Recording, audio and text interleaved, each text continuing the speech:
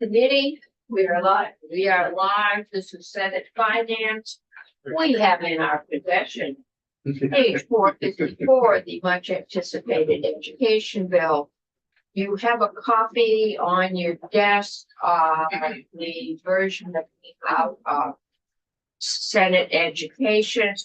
We have a side by side of Senate education and House, the House passed bill. And it's now out. There are sections in this that have not been looked at. And we will mark those, the ones that are in our domain.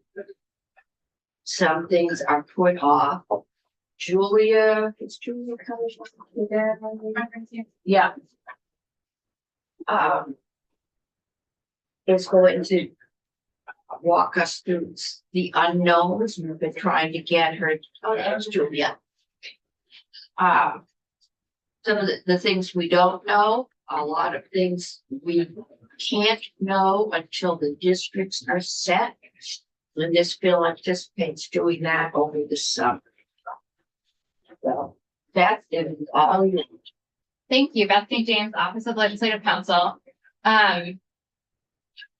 Where do you want to start? So just to set some base expectations, I am the drafter of the first 22 sections. Okay. I thought, since we are the finance, not the education committee, that you might give us a short primer on supervisory unions, districts, union districts. There's a lot of terminology out there. You got it. And I'm not sure what the difference is. All right. Well, it just so happens that I prepared a presentation for you all back in March. Right. Oh, And we're going to use it today. Good. okay. Did you present it? Yeah. Oh. So I'm very glad that I went through the effort then. Mhm. Just trying to share my screen here. Okay. I asked for it back about that, and then people got tied up in other committees, and we got tied up with other bills. But we are here now. We are here Yeah. now. And we can go as fast as you want, or, whatever, however you want to do it. Okay, so this is very 101. Okay. I'm also a lawyer. I'm not a graphic designer. Please be kind. That's interesting. This is the extent of my clip art skills. Okay, so, but I've tried to color code everything. So supervisory unions are going to be red. School districts are blue, and then schools themselves, at least in the pictures, are going to be black. There will be black text. It does not necessarily correspond to schools. Okay. Okay, so just in this first slide, the supervisory union is that red oval. School districts are nestled inside supervisory unions, and schools are nestled inside school districts. What is a supervisory union? The box is an example of my clip art skills. Thank you very much. Okay. I didn't know that. I don't have here. You did a great job, Beth. It looks great. Really appreciate it. It's good visual. No one's ever asked that. Nice I've given this project. presentation so many times and no one's ever asked that. So you're picking up details. I got it. All right. What are supervisory unions? They are administrative, planning, and educational service units created by the state board. They are not municipalities. They do not have taxing capacity. When we talk about supervisory unions, we are talking about an administrative service unit that does certain things, and we're going to walk through them. But I think the important thing for this committee and in the context of this bill to think about is supervisory unions do not have taxing capacity. They're not municipalities. Supervisory unions can be made up of multiple school districts or just one school district. So the supervisory union is made up of multiple school districts over here. Remember, those boxes represent school districts. It's going to be a supervisory union. If a supervisory union has just one school district, then it is a supervisory district. All supervisory districts by definition are supervisory unions. But not all supervisory unions are supervisory districts. Okay. The whiskey bourbon situation. Okay, Okay. you say so.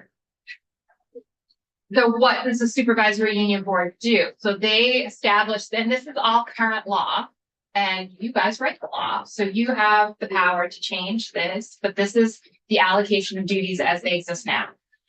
So supervisory unions establish the curriculum. They handle the money. They handle professional development, special education services is a big one. And they do a lot of the business administration. When you think of central office, you're probably thinking of supervisory unions. So procurement, management, construction projects, negotiate teachers' contracts, transportation agreements, and policies, etc.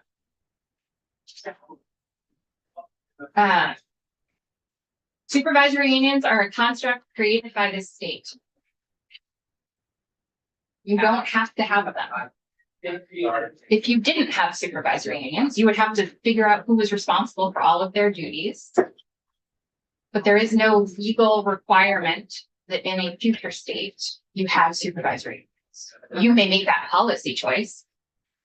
Beth, you said supervisory unions don't have the ability to tax. Correct. Is that something that we can, or does that come out of federal law? I mean, They're not municipal. So the only reason school districts have the ability to tax is that they are municipalities. in Vermont law. Mhm. Okay, got it. Okay, so my local, U32, is that a supervisory district Oh, or supervisory union? y'all have this? It's right here. Wow. Yeah, you do. Yes. So somebody put it on- where did that come? Mr. Prepared. Thank you. Sorry. I was ready in March. You just leave stuff on it, that's. Don't bruise it too. This is put out by the Superintendent's Association and the Principals Association. I cannot speak on behalf of its accuracy, but I can tell you that your lawyer relies.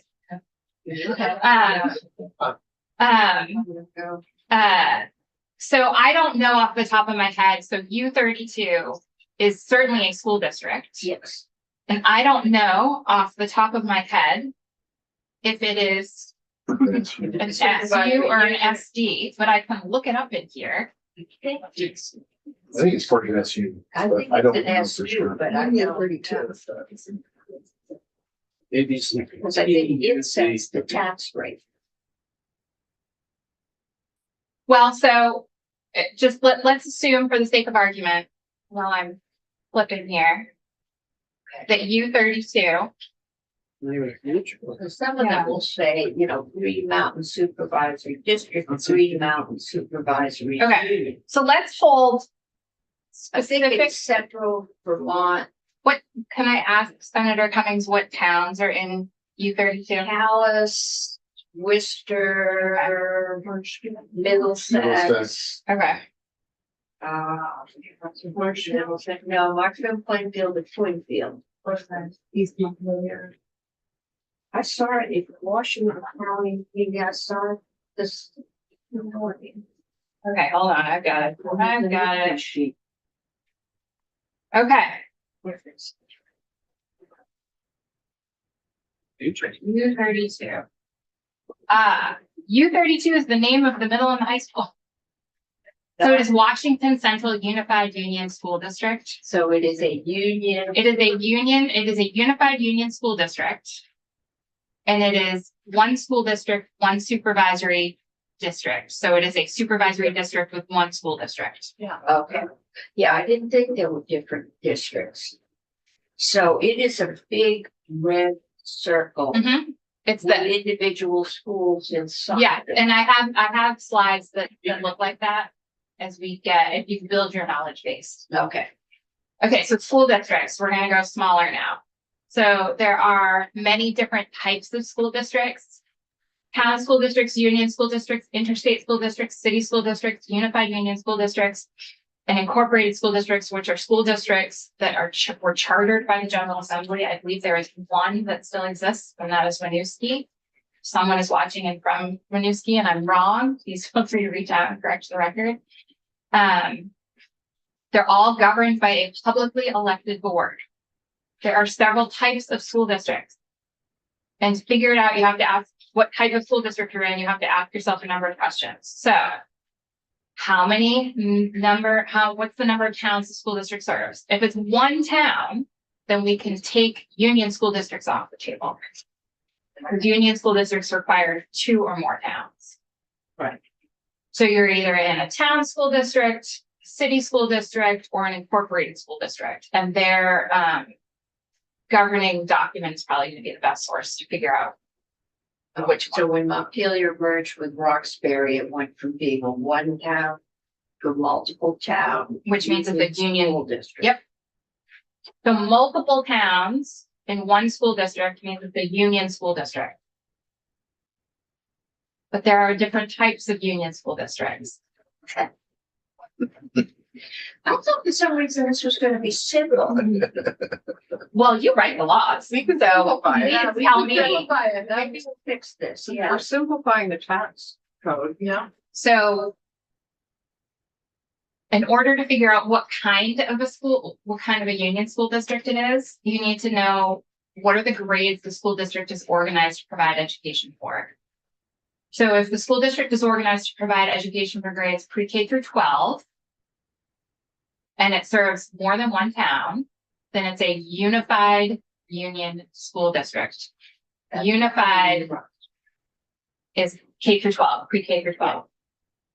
More than 2 member towns, or 2 or more member towns. All right. But you can also have member towns join together to form union school districts that serve less than all grades. And those will be union elementary school districts or union high school districts. You need 32 high school.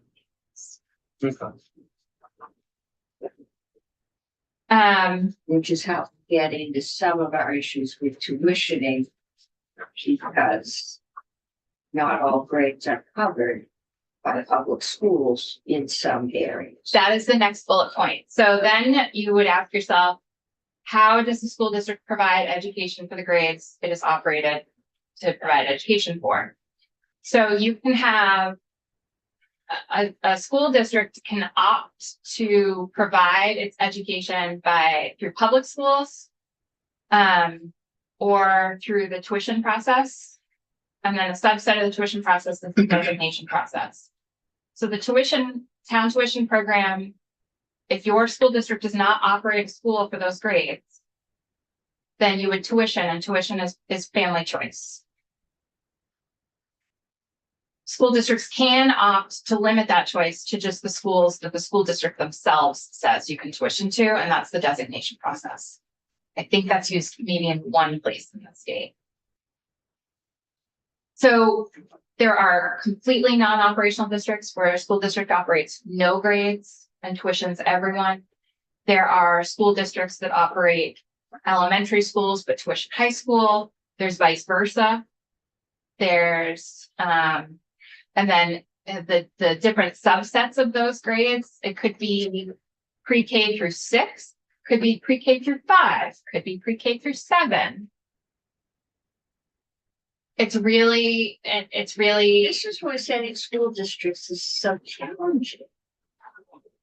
Well, this was one of the things that made the governor's proposal actually very appealing, even though I didn't like his 5 districts. They were all school districts. Yes. Got rid of all this complication. This is all school Yeah. districts. And I think the House proposal is more or less like that as well.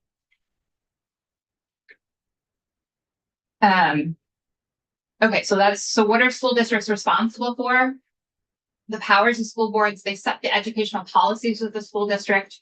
They may take any action that is required for the sound administration of the school district. They have possession, care, control, and management of the property. They keep school buildings in good repair. They have discretion to administer early ed programs. They may relocate or discontinue use of a schoolhouse subject to applicable law.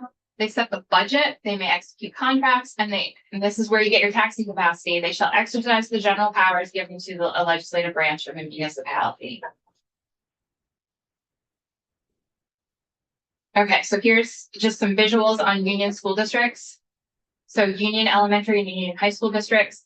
Town A is a town school district. Town B is a town school district. Town C is a town school district. They all operate their own elementary schools in pre-K through 6. Those towns are elementary school districts. They're gonna join together for high school to form a union high school district in 7 through 12. This is what you think. That's I think so. okay. Although, No, I don't. think no, so. because No. Washington, Separate elementary districts. they're not, yes, they're all one school district, but their elementary schools are located in each of the member towns. And the name U32 is a remnant of when we created Union High Schools. There were a whole bunch of high schools and they just numbered them around the state. My hunch is they couldn't agree on a name. Yeah, well, then they named them something else Yeah. in some cases, but U32 apparently they Did not. couldn't come up with a real name. So Washington Central Unified Union School District, which is the school district that U32 is a member, is located in, is on the left here. So towns A, B, and C exist with dotted lines here.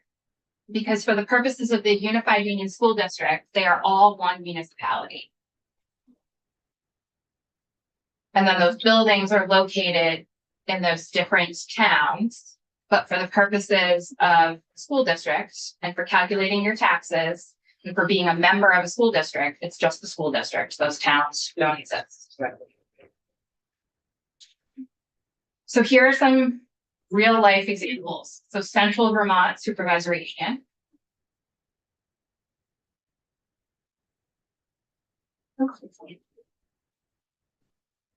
I don't know, Rutland Northeast Supervisory Union must be a holdover that I didn't catch.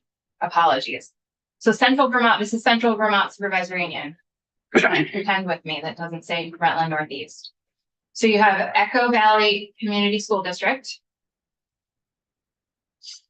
That is made up of Orange and Washington. So it's a union school district because it's two or more towns. Washington Village School runs pre-K through 4. Orange Central School runs 5 through 8. Don't ask me why it's located in East Barry, I don't know. And then it tuitions grades 9 through 12. I'm trying to. Orange Central Schools, yeah, well, that's a fuzzy line. I just kind of visualize where the school is. So all the kids in Echo Valley go pre-K through 4 to Washington. Correct.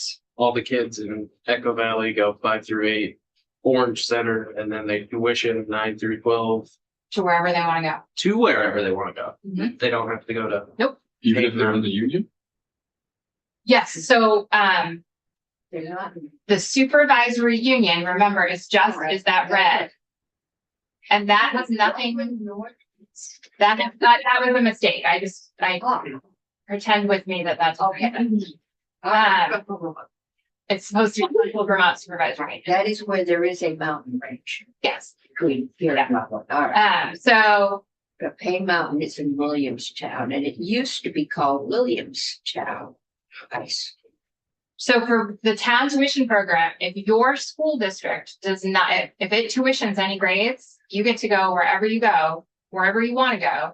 Even if, I shouldn't say wherever you want to go. You can go to, and we're going to walk through this law. There are specific educational programs that you can tuition to, mainly public schools and approved independent schools.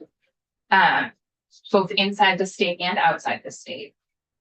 So the kiddos at Echo Valley Community School District, maybe they tuition to Williamstown or Northfield, but they could also tuition anywhere else. Spalding. Yep. Yep. Or U32. Yep. So Payne Mountain, you can see 2 elementary schools, 2 high schools. There's a mountain in between, or a big hill. Where do the 6th graders go? Between Williamstown and Northfield? There's a lot. You go down, and the interstate Yeah, I got goes that across the top. It's pre-K. Right. Okay, Milton Supervisory District, the easiest example. Thank you. This is the supervisory district, so one school district. They have an elementary school, a middle school, and a high school. One town, it's a town school district, one supervisory district, so generally speaking, the State Board of Education is going to say, you are a supervisory district. Your school district is going to be the only member of a supervisory union when the school district itself is large enough that it makes sense from kind of a business administration standpoint that all of the responsibilities that the supervisory union is responsible for, it makes sense that the school district is large enough that it's a 1-to-1 ratio.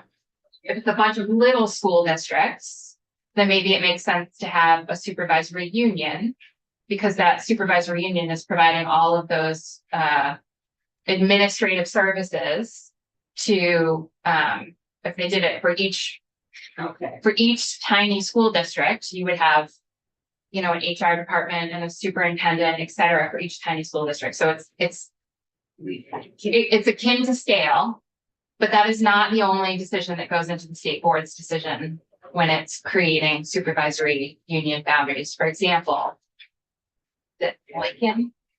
Oh, yes. They were here. Lincoln withdrew from a unified union school district.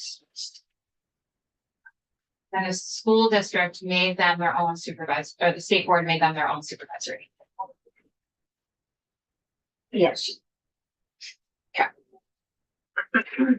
Here is my favorite example, because it shows you a little bit of everything. So this is the Southwest Vermont Supervisory Union. It is made up of 5 different school districts. Those 5 different school districts are all listed over here, and you can see that their operating schemes are all very different.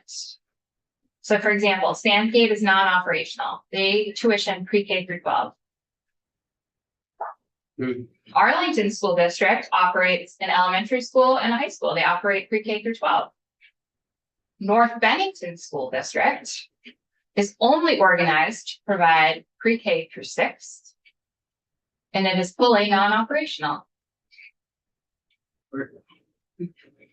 Where's 7-4? So North Bennington is a part of the Mount Anthony Union School District. So we're not going to get into this level of detail that there is such a thing as a modified union school district. We're gonna skip over that for today's purposes. This is not helping it be clear. I am giving you, I think, the You're best giving us the baseline I can reality. give you Yeah. a reality check. Yeah. Yes, all right. This is that is helpful to understand just how complicated this is. So you can see, so for example, Southwest Vermont Union Elementary School District is only operating for elementary schools. And then their member towns are also part of the Mount Anthony Union School District for middle school and high school. Okay. But North Bennington, I remember when they removed themselves, It became a private school, it became a private school. so they basically tuition to their private school. Yes, North Bennington, I don't know what village school I think it's called, elementary school there used to be a public school. Right. But so the supervisory union is providing all of the administrative services, so the curriculum development, special education and transportation, et cetera, for all of these school districts. Including North Bennington, it is a private school. Well, Did they decide their North Bennington School District tuitions. everybody to their private school, which once was their public school? Yes, but technically, families could choose to go to a different school. And I don't know if anyone does. It's not their school, it's A private school. It's an independent. It's in North Bennington. But it used to be the it used to be the public. So just 2 things on this, if I might. Yeah. One, most other states do not have this level of complexity in their school governance. And 2, you're Act 46, a lot of the mergers that were successful were supervisory unions merging to become school districts. That's what happened in Addison County in particular. The three major supervisory unions all merged to become school districts. Then Lincoln got out, but that this is a really inefficient and costly way to operate school districts. Yes. It's one of the reasons why our schools are so expensive, because this system is super inefficient. I think if we put student numbers next to those schools, it would become even more obvious about. Yeah, so making them all the same model and the same method of governance would make it simpler and cheaper. Yes. Okay. And I think that's roughly what the governor is. And I think the House's plan for what they were trying to set up. Yeah, Okay, and we'll find out what the Senate has done, if anything. And I will just, as way to kind of tee you up a little bit more for what we're about to walk through. All of these, all of these school boards, all of the governing bodies for all of these school boards, they all get, because they're voluntarily created, not all of them, but there was an opportunity under state law, whether it was because they were voluntarily created or because the state board's order allowed them to at a certain point in time, they decide their own representation models on those school boards. So you've got at-large in places, you've got proportional representation in places, you've got hybrid models all over the state. Okay. And that is an important piece to understand in the context of some of the policy pieces that we'll talk about. Okay, so that's it for very brief grounding you in confusion. There will be a test on the news.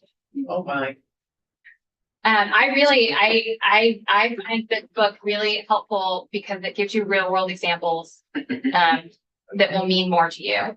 you should read the statutes. I think it's When Beth had to do the bill on mergers and stuff.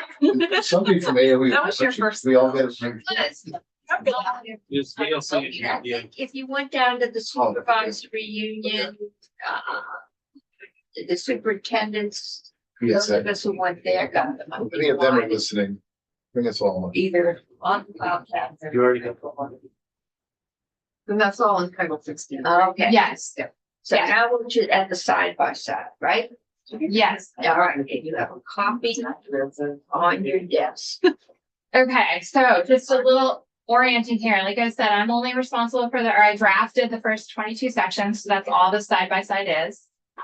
And this bill is pretty big. So I have not put every piece of language in here. Right. I've taken some shortcuts. And I think that for our purposes, they're good shortcuts. Yes. All of the effective dates are in blue brackets after the section number. So at the very top of each. That's what passage. Yes. Okay. Yep.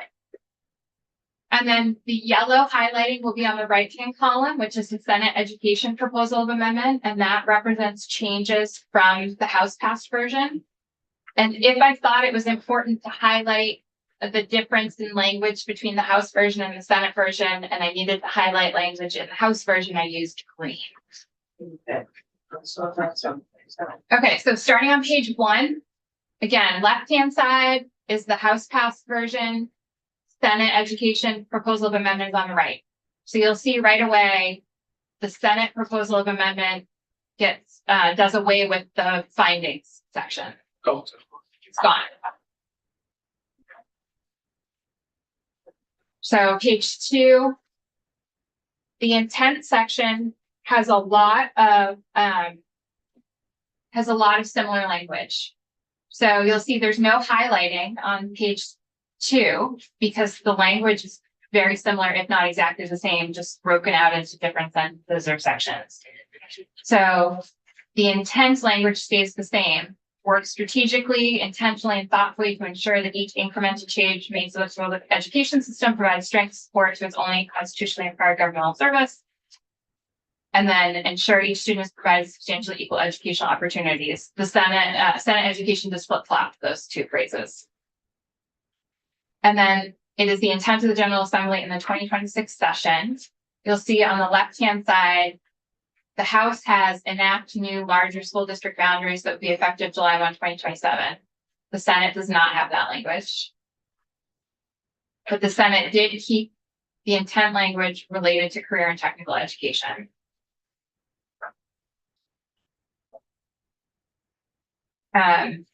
The change here on page 2 is the Senate got rid of, so enact updates to CTE, both at the local and statewide levels that are reflective of the larger public education governance transformation.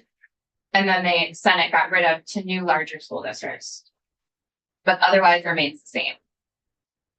On page 3, again, create, coordinate, and coherent statewide strategy for CTE remains the same. Enact student-centered updates to CTE funding remains the same. And then the Senate did not include any of the other findings language in the House version. But it did add its own findings, or I'm sorry, intent language on page 4. Which I read over the weekend, and I just find this odd. So if you have any like perspective on why this was added, because it seems like it's, I don't know, it just struck me as strange. Well, let's walk through the language. So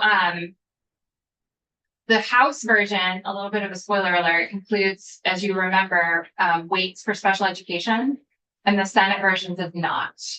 And so on page 4 here, the intent language includes an intent to enact updates to special education funding to move from a census block grant to a weight for special education within the foundation formula. And that subdivision D is under subdivision 3, which is the intent to do something next year. So next year is the intent of the General Assembly to move from census block grant to weights. And then subdivision 4 is a completely new train of thought. We're still in the intent section, but it is the General Assembly's intent that while transitioning to a foundation formula and achieving scale, prioritize the following policy goals within the foundation formula and through education transformation.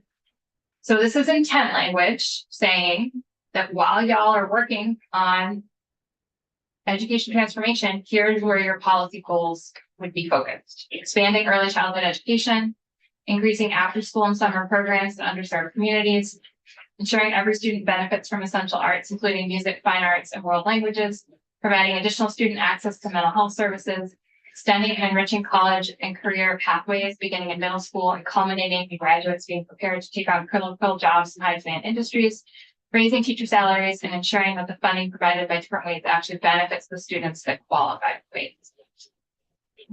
I don't have much context to add other than this is intent language to signify the General Assembly's policy goals while moving through an education transformation. All right, well, I have a lot to say on this, but I know now might not be the time, so I'll wait. Yeah, we're just gonna go. Yeah. Okay. So weird. Section 2 is the same in both bills. It's an amendment to section 1 of Act 183 last year, which is the Guild bill. And in that section 1 is the Commission on the Future of Public Education, which is many, many pages long. So rather than include all of that, I've just tried to summarize what the differences are here. This section again would take effect on passage in both bills. If you'll remember, the House version added 9 non-voting members to the commission and created the school district boundary subcommittee of the commission with those 9 non-voting members. The Senate version removes those 9 non-voting members. So the Senate version is just the current commission makeup. And it gets rid of the school district boundary subcommittee. It also makes, the Senate version also makes some other smaller changes. So I'm at the very bottom of page 4. The House version required that the commission look at consideration of a process for community input into elementary school closures. And the Senate version requires recommendations for a process for community, not input, but input into school closure decisions. So the difference there is consideration versus requires, and then the House language is focused on elementary schools, and the Senate version is not specific to grade level. I'm moving on to page 5 now. The Senate version, actually, if you'll remember, what both the House and the Senate version do is strike pretty much all of the commission's current duties and require that the commission look at just state level governance. So what's the role of the agency? What's the role of the State Board of Education? What should be a local versus state level decision? The Senate keeps all of those changes and makes 2 other changes. It requires the commission to continue to look at an analysis of the impact of healthcare costs on the ed fund, including recommendations for whether and if so, what changes need to be made to contain costs. That the language in the Senate proposal of amendment is actually struck. It's another point within the commission. It's a current duty of the commission, but that current duty of the commission was buried in a section that was struck. And so they took that one piece out and plunked it back up into the state level governance consideration. Because as a member of the commission, I've made the last couple of meetings because I've been here, but that's what I'm not familiar It's there. with. Okay. And then the House passed version allows for the commission to consider additional considerations, basically anything else they want to look at. And the Senate version removes that. Okay. The House passed version has the final report of the commission due on December 1st of this year, and the Senate proposal of amendment has a final report due on September 30th of this year. The House passed version has the commission ceasing to exist on December 31st of 2025. And the Senate proposal of amendment has the commission ceasing to exist on October 15th, 2025. And I've already mentioned that the school district boundary subcommittee is removed in the Senate proposal of amendment. And then section 3 in the Senate version is the creation of the school district boundary task force. And so what I've done for comparison's sake is taken the school district boundary subcommittee language out of the House's section 2 and put it side by side with the Senate's section 3. So you can see they're different bodies, but with different charges, but the concept's the same. So I thought it would be worthwhile to compare them.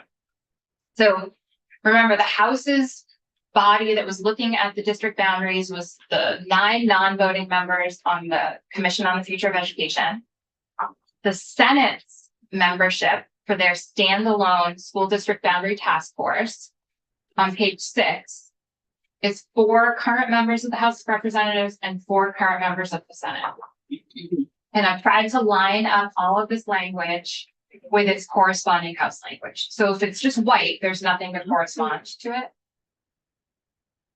So for example, the House language has some of their non-voting members are retired superintendents and business officers. The Senate's task force does not have anyone in those categories. It's just a legislative task force of 8 members total. The school district boundary task force, I'm on the right-hand column here. You can see that there is basically quite a bit of language borrowed from the House committee. There is created the school district boundary task force. The name is different, but shall determine the most efficient number of school districts. And I should have highlighted this. The big difference here is and supervisory unions. So this task force, the Senate proposal of amendment task force is requiring their boundary body to determine the most efficient number of school districts and SUs. The House version just refers to school districts. But what they are each looking at and required to take into consideration remains the same for the majority. So educational research, geographic and cultural landscape, historic attendance patterns, distribution of equalized per annum value per pupil, provision of CTE, and a comprehensive analysis of school locations, all the same. The term facility modifies conditions in the Senate version. The term student modifies capacity in the Senate version, and the Senate added a consideration of transportation infrastructure. And then another large change is that the Senate's boundary body is required to also make recommendations for an alternative process to encourage school district consolidation if the General Assembly fails to enact school district boundaries by January 31st, 2026. So they have two jobs. Make recommendations for school district and supervisory union boundaries. And if the General Assembly fails to adopt those boundaries by January 31st of next year, what's the backup plan? What's the alternative process to encourage the field to merge? I'm on page 7. Powers and duties. The House version was required to give you all not more than 3 recommendations. The Senate version is not less than 1. Can't be 0. They got to give you something. And again, it's for school district and SU boundaries. And then that language is very clear. All recommendations shall consider the use of supervisory unions and supervisory districts. Language about location, optimal location of schools and CTE programs remains the same from the House version. It's just in a different place in the House's language, but the language is the same. And then the task force, this is why I noted the governance models when we were looking at the Education Governance 101. The task force shall also consider and make recommendations for the governance models of the new proposed school districts, including how school board representation models shall be decided. So are you all going to figure that out? Are you going to leave it up to the individual new school districts to decide their own? You're asking this task force to make recommendations to you all. Okay.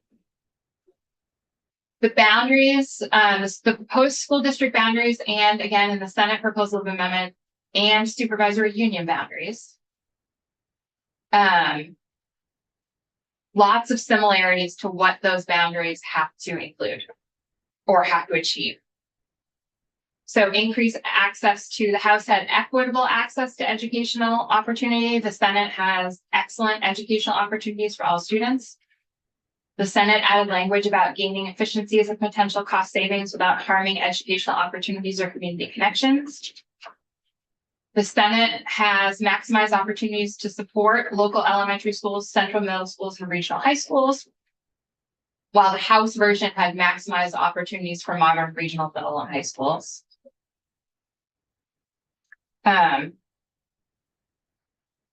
Both versions had the boundaries are required to provide access to resident students in grades K through 12. Provide access to career and technical education. The Senate added a modifier to eligible as grade eligible students. Both versions require the boundaries to the extent practical not to separate towns within school districts that exist as they exist now. Both versions, to the extent practical, are required to consider the availability of regional services for students, such as designated agencies, and how those services would be integrated into new proposed school district boundaries. Page 8. The Senate got rid of the language that referenced average daily membership of the new school district. So the House required that boundaries, to the extent practical, resulted in school districts with an average daily membership of approximately 4,000 students. The Senate version does not contain an analogous requirement. The House version required boundaries, to the extent practical, to consider historic attendance patterns in geographic areas that do not operate public schools at all grade levels. And the Senate version of that concept is that the boundaries have to allow for the continuation of a tuitioning system that provides continued access to independent schools that have served geographic areas that do not operate public schools for the grades served by the independent schools. The language on the left on page 8, the location, the optimal location of schools appeared earlier in the Senate language. And because the Senate's task force is not a part of the subcommittee, we don't need that language regarding the authority of the subcommittee. So then at the bottom of page 8, we have language that is unique to the Senate version, and that is the alternative merger proposal. The task force is required to also make recommendations for an alternative process to encourage and incentivize school districts to move toward larger, consolidated, and sustainable models of education governance should the General Assembly fail to enact new school district and SU boundaries not later than January 31st, 2026. Task Force's recommendations shall require the use of the Union School District exploration, formation, and organization processes governed by Chapter 11 in Title 16. Moving on to page 9 now. The process recommended by the task force shall be designed to encourage local decisions and actions that provide high quality, substantially equal educational opportunities statewide, maximize operational efficiencies that result in education costs that parents, voters, and taxpayers can afford, and promote transparency and accountability. Both bodies, both the House version and the Senate proposal amendment, require public engagement. The House version had the subcommittee working with the commission's public engagement subcommittee. The Senate version just asks for the task force to maximize public input and feedback regarding the development of both the proposed new school district and SU boundaries, as well as the alternative consolidation process. Assistance is different here. The Senate proposal of amendment, the task force, is a legislative task force. So it will have the administrative, technical, and legal assistance of the Office of Legislative Operations, the Office of Legislative Counsel, and Joint Fiscal, as well as the Agency of Digital Services Vermont Center for Geographic Information. I don't draw maps. But that is a very big thing. The commission is really relying on the good graces of the Department of Education, which is significantly less well-staffed in these areas. So, that making it legislative just gives people access to the resources that we're used to, and it wasn't till I didn't have them that I valued them.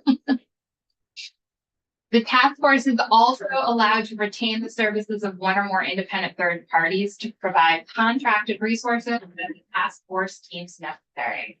The House's version, the subcommittee was also able to hire an independent contractor. It used the phrase for facilitation and mediation services. The Senate proposal of amendment is a little broader, whatever the task force deems necessary for the scope of the consultant's work. And I assume that there's an appropriation somewhere. Yes. Okay. I was told it would be good if we could have this bill out by next Thursday, so folks could see it on Friday. So I assumed there was. Yes. And this is the section. Actually, there's a couple sections with appropriations. The deliverables for both the House version and the Senate Education's proposal of amendment are very similar: a report and a map. The House version would be due on December 1st. The Senate version, December 15th. I'm just gonna take this opportunity to remind you all that your bill introduction deadlines and approval deadlines are different in the second year of a biennium than the first year of a biennium. So December 15th, you've gone past your deadlines in the Senate. Yes, for December 1st, right? For requests, and usually your approval deadline is somewhere around the 8th or the 10th of December. We have to put the request in by the 1st, and you have to have it drafted so we can approve it by the 15th. Yes. Well, I guess the House will just have to put this bill in. Small point, but I believe I'm still with you all on page 11, item G. We're not there yet. Oh, sorry. We're on page 9. Hi, I'm playing Senator Beck. My apologies. I'll take a ball. Okay, so we're gonna move on to page 10 now. The report. So the report, the task force, oh, and look at that, there's a mistake there. Subcommittee, that should be task force. Let's submit a written report with a description of the proposed school district and supervisory boundaries, the recommended governance models and representation considerations, and the alternative consolidation process. The report should also include details regarding the policy decisions made to arrive at the proposed boundaries and alternative consolidation process, including an explanation of how the proposed boundaries meet all the requirements that we just walked through, and how the alternative consolidation process meets the goals that we just walked through. So what's the methodology behind your recommendations? Maps. So the task force is required to submit one, or if the committee is unable to reach a majority consensus, 2 detailed maps for each school district and FCU boundary proposal, which in addition to the boundaries themselves shall include average daily membership for each proposed supervisory union or supervisory district. The House version has the average daily membership corresponding to school districts. The member towns of each supervisory union or supervisory district as applicable. The House version have those member towns corresponding to school districts. The location of public schools and non-therapeutic approved independent schools, that is the same. The 5-year facility condition index score of the Senate added the modifier of public school. And the Senate removes the requirement for those maps to include PCB testing scores. The 10-year, I'm on page 11 now. The 10-year change in enrollment remains the same, and then everything else in the Senate proposal of amendment is new to the Senate. So also the map is required to include the transportation infrastructure within each FCU or SD as applicable, and the grand list value within each proposed school district boundary. So I think it's probably small, and I know we have very competent JFO members, but I would suggest we ask for both instead of non-homestead grand list values as separator, unless that's. Yeah, when we get into marking up, we'll do that. We've seen them, so. Sure. We've got them by town and by, I think we use the school board associations. We can't, I think this is one of the things You think about future person. yeah, we have to, we won't be able to calculate it until they decide the districts. Then you can Well, find it. We have a general idea. well, I still have. Yeah. Okay, so I was leaving the room right before I was gonna make this comment, so I'm sorry to double back, but on page 6, so the highlighted section. Where it seems like for the school district boundary task force. The alternative, the task force shall make recommendations for an alternative process to encourage school district consolidation if the General Assembly fails to enact new school district boundaries. I feel like we're setting ourselves up for that to be expected outcome. And I just remember multiple times over the last few months, the administration, specifically Secretary Saunders, saying how important it is that we couple these two things. So when I'm just making a comment that I would love to hear the administration's thoughts on this notion of this language. And I don't know if Senate Ed did. Yeah, as much as I understand the merits of what we're trying to do here, and it is somewhat coupled with this school district consolidation. And I worry that this fallback plan might defeat a lot of the intent of what we're trying to do. What they're hoping to do is keep our feet to the fire and not have us say, no matter what we do, half our people are going to be angry at us. Yeah. So this says, well, if you fail to do it, then this is what's going to happen. It's like if you fail to pass. We had one thing with Act 60 where if you failed to do it, you went back to the $1.10 tax rate, which, and it's still in there in some form, but it's very painful not to do something else that's painful. Well, I don't think this is holding anybody's feet to the fire. This is just saying, hey, if you can't come up with a map, Well, then there'll be a sort of alternative kind of to encourage, which was, I mean, Act 46 did that, so I don't know All right, what well, there we'll- is we left can look to into do to encourage. This seems like a win, like a Okay, not, Fall back. it's a fallback that will lead to nothing. And the work. I read it more as if the legislature does not adopt it, not whether the that, task force. yes, I think it is whether or not the legislature, yes, that's the way I understood it. Beth has a half an hour. And I think we can get getting it around on it. here, though, I'm seeing a lot of kind of blank spaces, so. We'll keep going. Yes. We will, this is our initial, just looking at the big differences in the two bills. So this task force is going to meet on or before July 15th. I'll call the first meeting to order. Then the task force will select a House and a Senate co-chair. And the task force will cease to exist on January 31st. Normal compensation and per D and reimbursement. And then there is your appropriation of $100,000 for one or more consultants. Appropriations. Page 12. The House version has the school district voting board task force. There is no similar provision in the Senate proposal of amendment, so I didn't include any of that language. Section 3 on the House side had a small piece of intent language related to scale. There's no similar provision in the Senate proposal of amendment. Section 4 in the House passed version was the class size minimums, the amendment to 16 VSA 165. There's no similar provision in the Senate proposal of amendment. There are no class size minimums in the Senate proposal of amendment.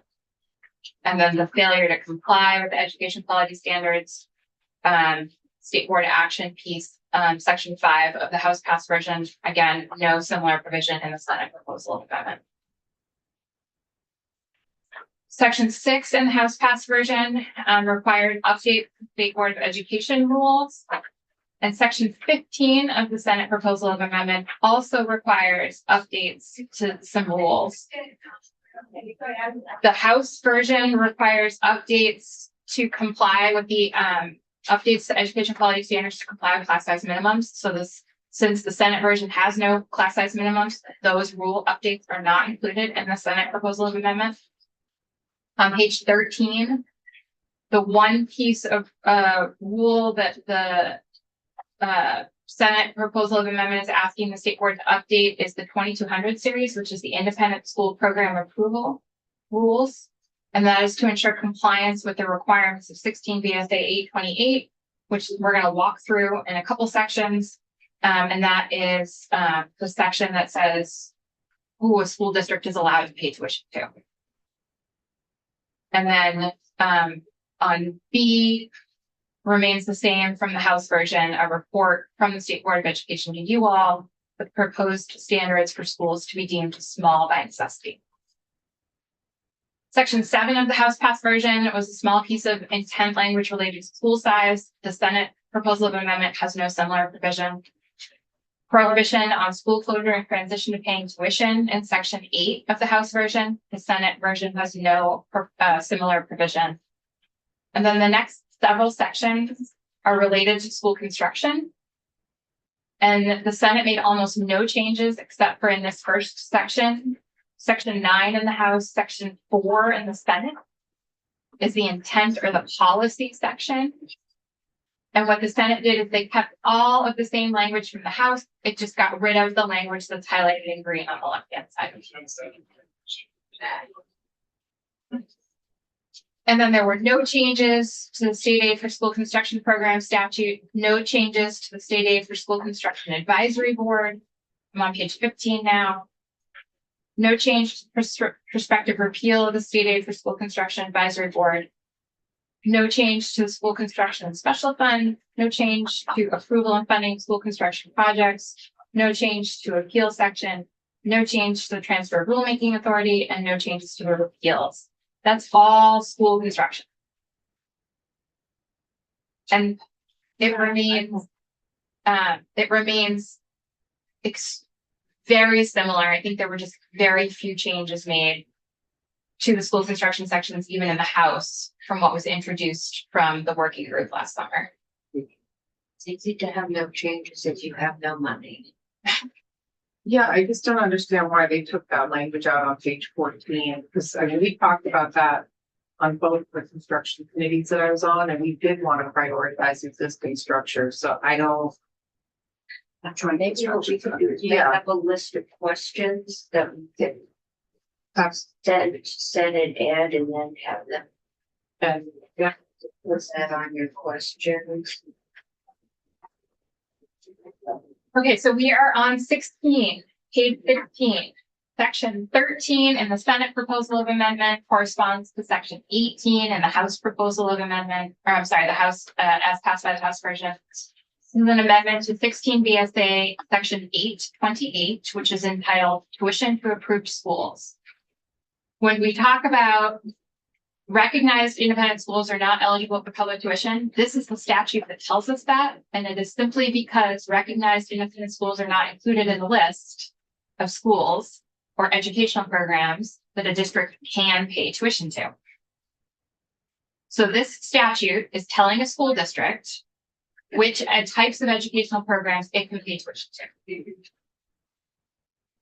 So, both the House and the Senate say that school districts are allowed to pay tuition to a public school located in Vermont.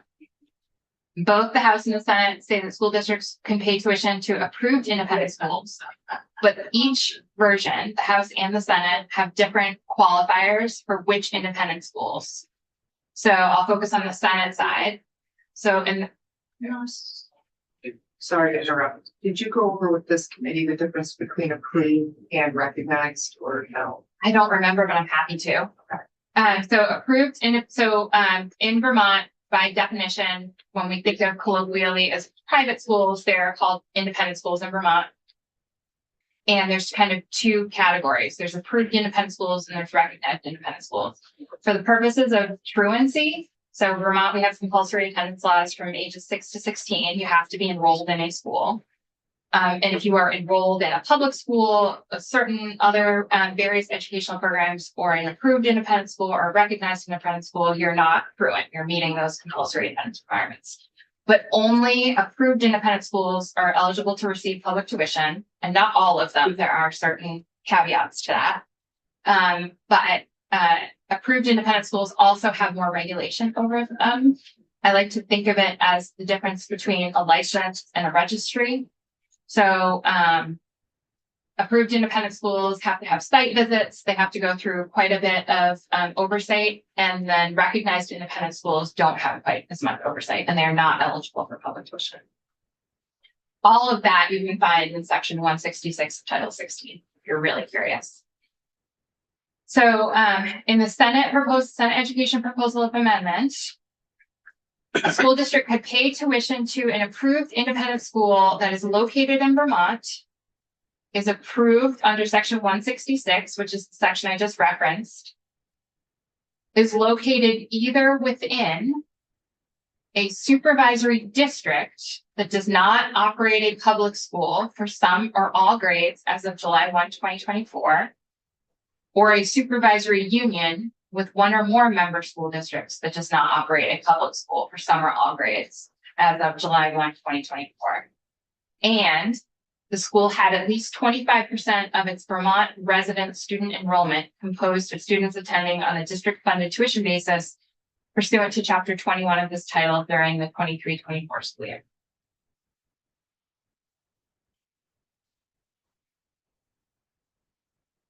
Why is C, what is the addition of C? My understanding is that this means that the approved independent school needs to be located either in a non-operating district itself or in an SU that has a member non-operating district. So if the independent school were located in a school district that operates public schools, it would not be eligible for public tuition.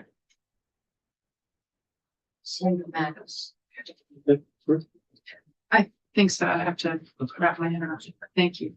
So I'm just thinking next town up for me, Georgia, 8 through 8. The tuition out. Mhm. Some kids go to Essex, South Burlington, just high school, yeah.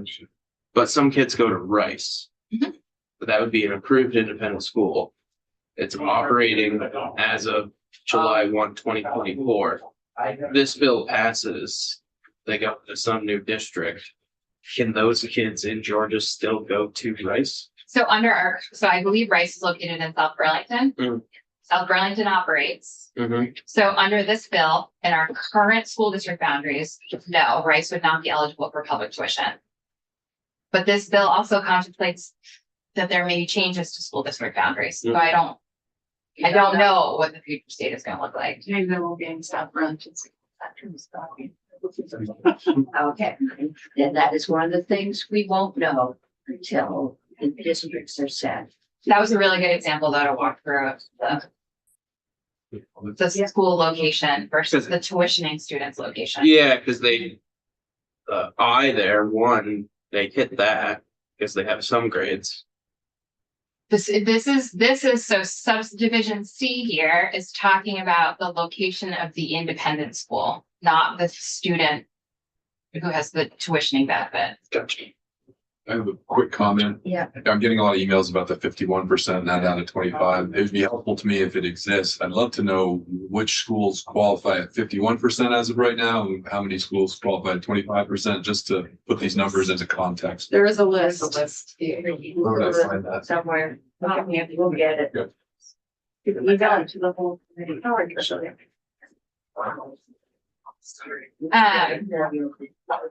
The House passed version requires independent schools to comply with class size minimums. The Senate version has no class size minimums, so it does not require independent schools to comply with class size minimums. The Senate version does away with eligibility for independent schools meeting education quality standards. If there was an independent school meeting education quality standards, it would be eligible for tuition only if it met all of the criteria here in subdivision 2. Tutorial program remains the same, and improved education program remains the same as far as eligibility. The House version, as far as going out of state, says you could tuition to a public school located in another state. The Senate version says you could tuition to a public school located within 25 miles of the Vermont border in a bordering state or province, provided that the school is approved under the laws of that state or province.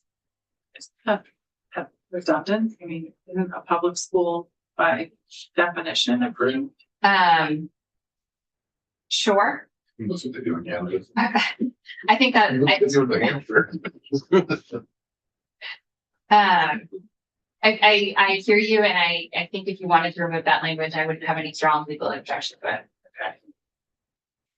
An independent school located within 25 miles of the Vermont border in a bordering state or province that is approved under the laws of that state or province, had at least one or more Vermont resident students enrolled in grades 9 through 12 on a district-funded tuition basis pursuant to this chapter during the 23-24 school year, and complies with the reporting requirements under subsection 4010C.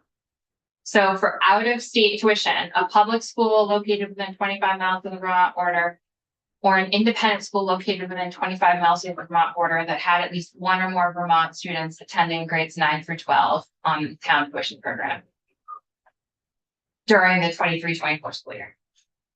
What is the reporting requirement under 4010C? I believe that is for weighting categories and the students attending for demographic information being reported back to school districts. It was added in Act 127. And then carved out of all of these exceptions, so it's its own eligibility category, are therapeutic approved independent schools located in Vermont or another state or country that is approved under the laws of that state or country. And then on page 18, both the Senate and the House add a definition of therapeutic approved independent school, and the Senate Education did not make any changes to that definition. Tuition transition language, which is some grandfathering language that basically says if you're attending a school now that wouldn't qualify under these changes, you can continue until you graduate. No changes. Section 20 in the House, I'm on page 18. Section 20 in the House passed version was some small piece of language related to state intent language related to statewide cohesion. There's no similar provision in the Senate version. Sorry, Beth, real quick one on the tuition transition. Mhm. Who does that qualify for? Somebody that's currently enrolled for this coming fall? Both, Is that- 14. Yep. So a school district that pays tuition under our current law Hmm. for a student who's enrolled for this school year or who has been accepted in enrollment for next school year, then those students could continue until they graduate from that school. That would cover your Instead of gonna take a senior out of his high school class. Correct. Or a freshman who's Freshman. going in. Yeah, It's just, And that's the same in both versions, right? yeah, that language, there's no G out there. just.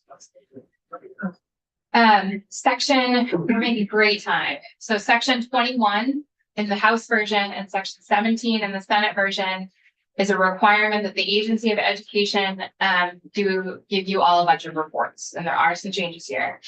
So the first change is the House version has the Agency of Education making recommendations to the State Board of Education for statewide proficiency-based graduation requirements. And then the House version also had the State Board of Education updating the education quality standards rules to include statewide graduation requirements. The Senate version is just asking for a report back, both to the state board and to you all, on what those recommendations for statewide graduation requirements are. And then theoretically, if you all liked them, then you could ask the state board to update the rules. No school calendar. The House has school calendar requirement. Senate version took the school calendar piece out. I would really like that. You like it in or out? I would have liked to have seen it say. If you put it back in. You'll see no highlighting on page 19. The report backs from the Agency of Education to you all remain the same. So implementation plan for statewide financial data and student information systems. What does the school construction division look like? And a progress report regarding guidance to the field for school mergers and consolidations. What are all the business processes and transactions that we need to happen?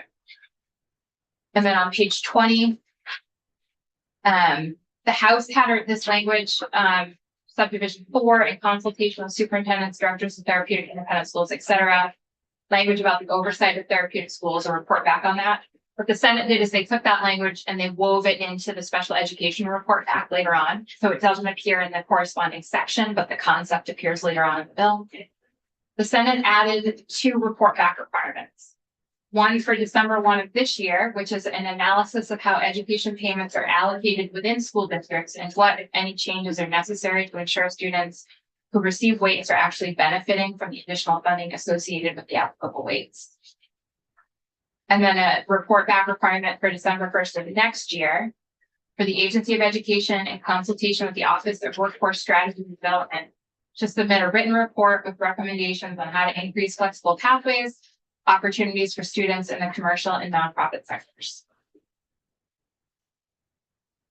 Section 22 in the House version was a small piece of intent language related to state level governance. No similar provision in the Senate proposal of amendment.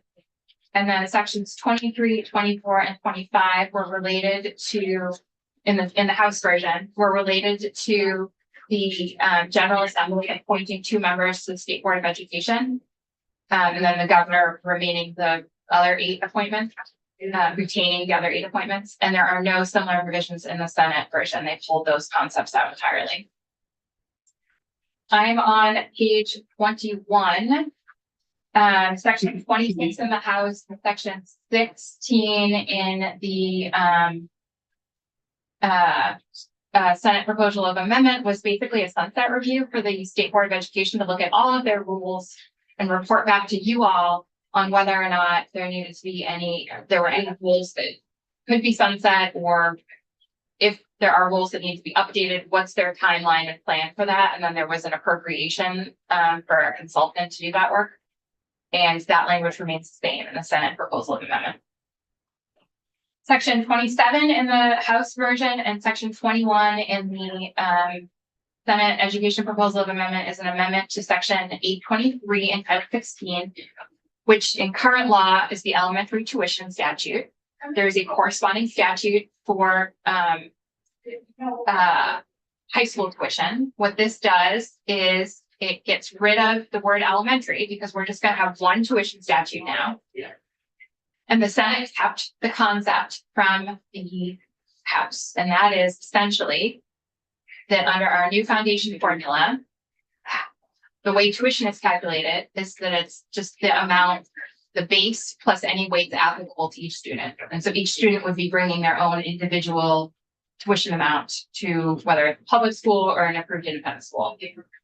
So the House and the Senate versions are the same there, but the Senate did add a concept on page 22.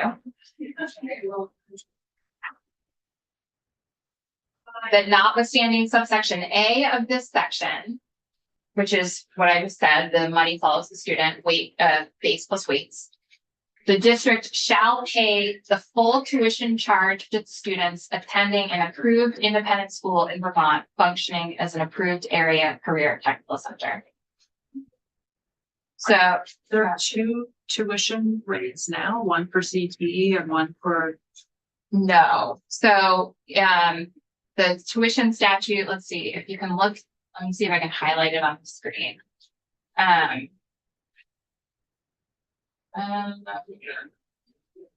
Oh, this is elementary, so it's not gonna have it. So in the high schools, in the high school tuition piece, it talks about paying the full tuition charge to by a public school or an approved independent school in Vermont functioning as an approved area career technical center. So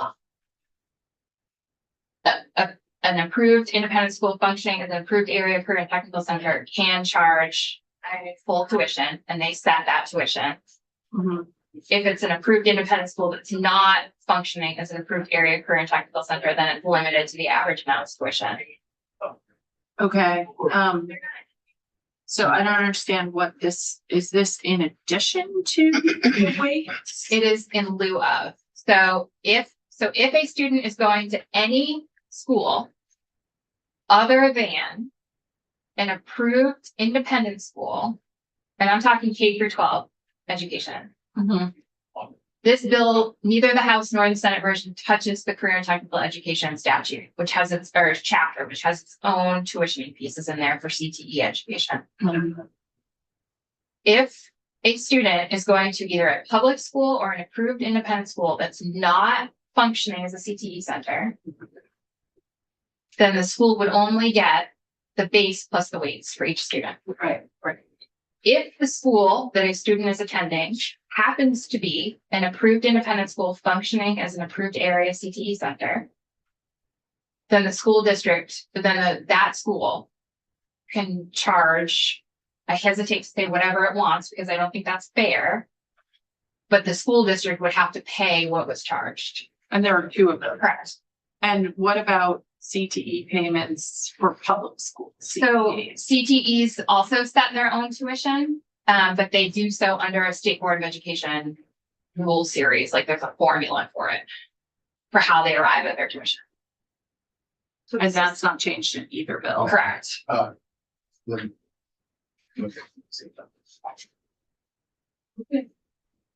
So this basically. Six more minutes with CJ, set their tuition. with that, so I wanna finish up the last Well played, Scott. 6 pages. No, we're done. This is John's. These are John's. This is John. This is John's. Yes. Okay, committee.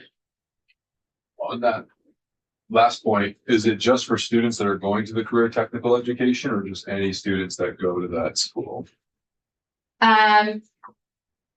I don't know that I'm I mean, my understanding is that the career and technical education programs in the independent schools that function as approved area career and technical centers is integrated into the whole school.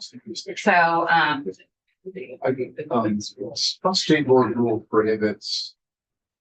State board rule prohibits, the comprehensive high school, St. James Linden, from charging a separate tuition for CTE students and non-CTE students.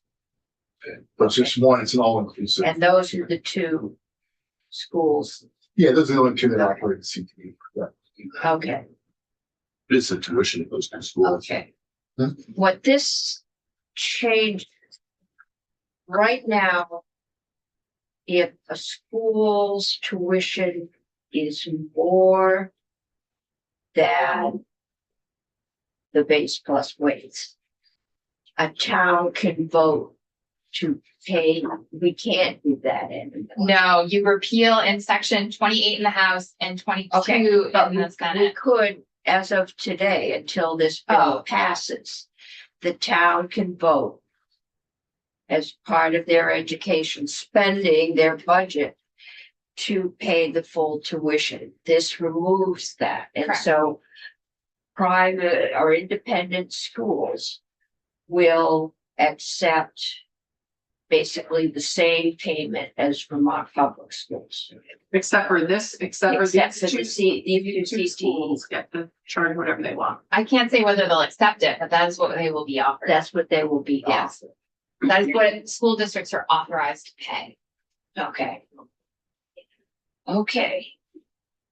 Committee, I'm gonna try, because I don't know if they're going to get Jim this afternoon, he's tied up in ways and means.